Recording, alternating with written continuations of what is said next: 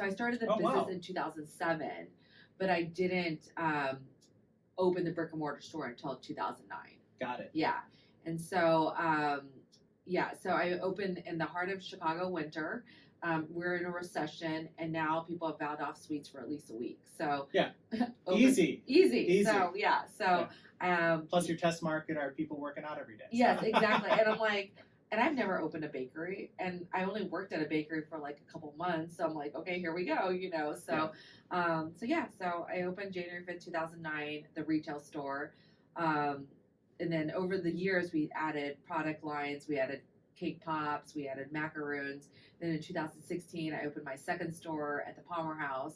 And because we're about like 3 blocks away from each other, I had to call it something different. So I called it Sugar Bliss Patisserie, which is hard for people. Like my husband was like, should I pick you up at the rotisserie? And I'm like, no, it's called the patisserie, But so anyways, so the Sugar Bliss original store just did cupcakes. The patisserie ended up being my first vision. So I ended up adding cookies and brownies and, all this different offerings. And so we had 2 stores, and then we had a power outage at one of the first store for about a month.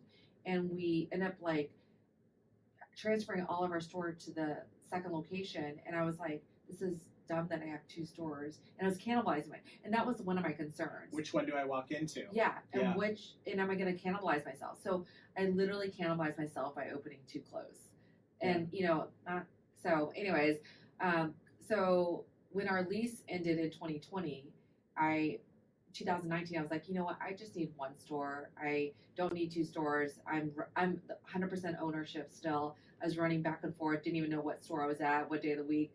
So I fortunately did not renew my lease, and COVID happened. So then I wasn't stuck with of course the loop it has come back, but I don't need 2 stores, and so it's different. Yes. So, gosh, it's hard to talk about 17 years squashed into but when COVID happened, I laid off all my staff. I was there back to square one when I first opened my store. And I was like, not square, even before square one. And, I was like, well, if nobody is going back to the office, which is our core business of corporate catering, how am I going to get our product anywhere? So said, hey, I need to figure out something in our product line that I can make shelf stable.